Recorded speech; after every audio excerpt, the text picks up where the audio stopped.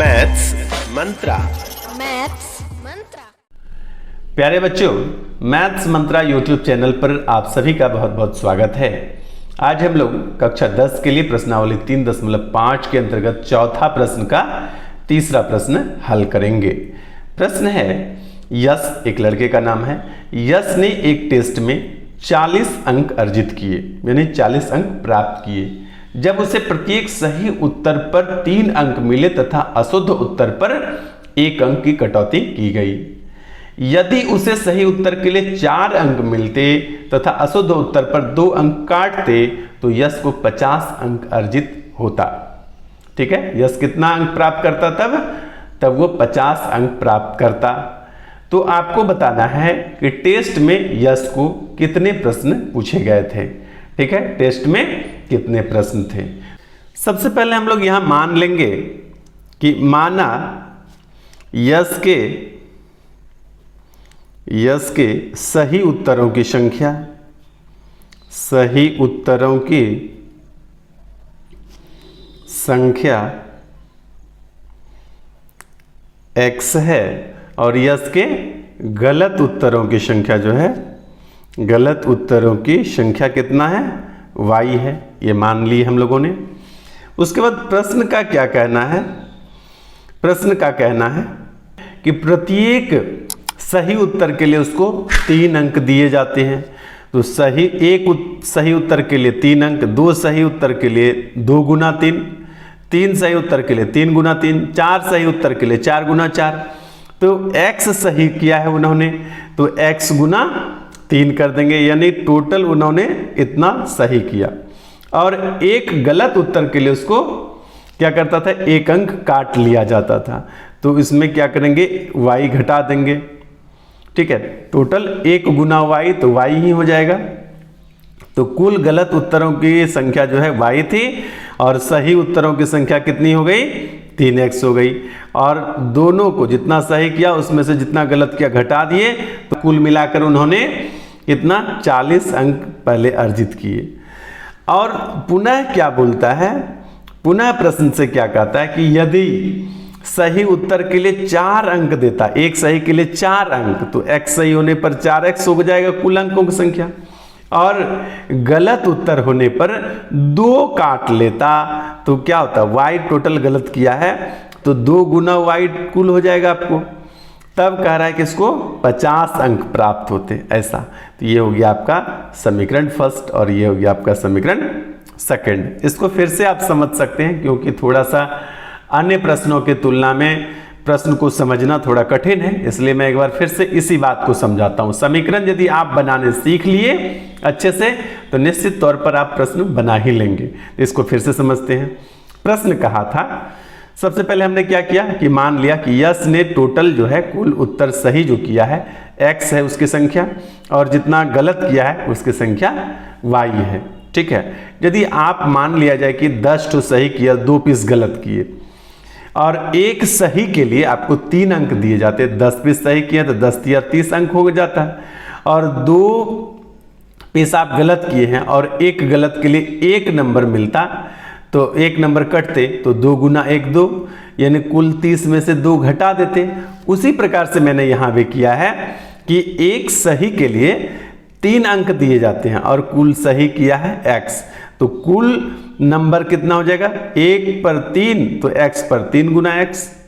ठीक है, जैसे आपको एक सही पर 4 मिलता, एक सही पर 4 मिलता और टोटल 10 सही किया आपने, तो टोटल 10 से गुना कर देंगे, यानी 40 नंबर आपको मिलता। एक नंबर सही करते, एक क्वेश्चन सही करते 4 नंबर दिए जाते, और टोटल 10 प्रश्न आपने सही किया तो आपको 40 नंबर मिला। उसी प्रकार से एक सही करने पर 3 अंक दिए जाते हैं और टोटल उन्होंने x की संख्या में किया है तो 3 गुना x कर दिए। अब यदि हम गलत करने की बात कर रहा हूं मैं, ये वह सही वाला, और जो गलत है इन्हें एक गलत करने पर 1 अंक आपके काट लिए जाएंगे, और कुल आपने 5 गलत कर दिया है तो आपको इसमें से 5 नंबर काट लिए जाएंगे। अब कहेंगे कुल आपने कितना प्राप्त किया, तो कहेंगे 40 में से 5 घटा देंगे, तो हो जाएगा 40 माइनस 5 इजिकल टू 35। यही बात यहाँ पर कहा गया है कि एक गलत के लिए एक उत्तर काट लिए जाएंगे, यानी y का गलत क्या है तो y गुना 1 यानी y, तो 3x में यदि आप y माइनस कर देते हैं तो आपका एक बार क्या हुआ, वो 40 नंबर लाया था। और दूसरा शर्त ये है, ठीक है। आइए अब x और y का हम लोग मान ज्ञात कर लेते हैं।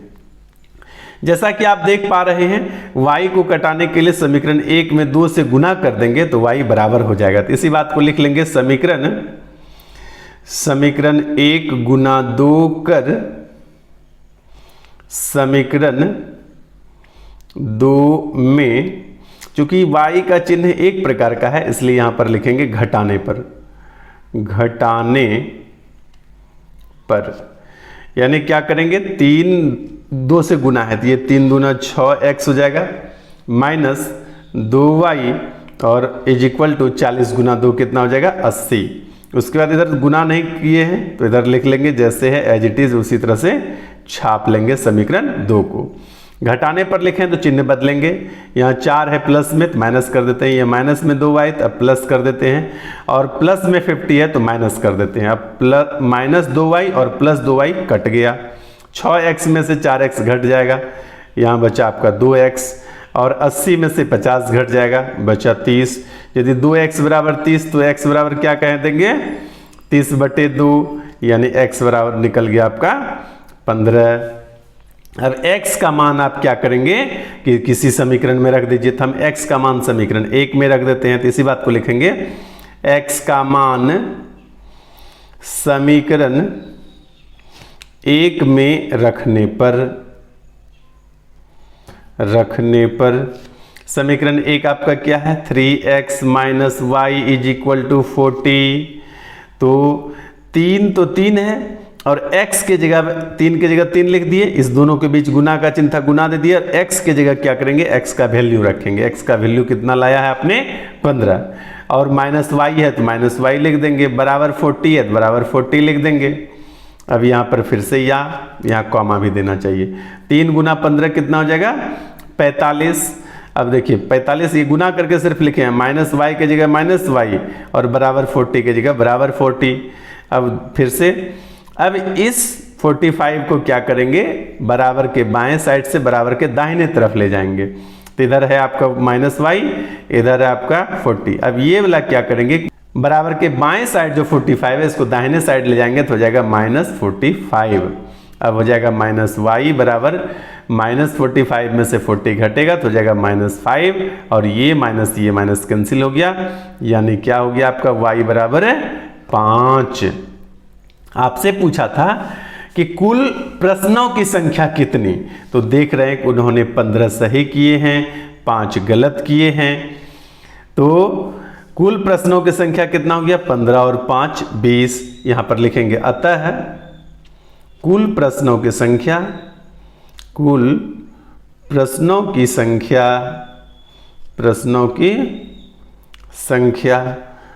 x प्लस y मिला देंगे तो x कितना है आपका 15 और y कितना है 5, कुल प्रश्नों की संख्या 20। यही हो गया आपका उत्तर। धन्यवाद।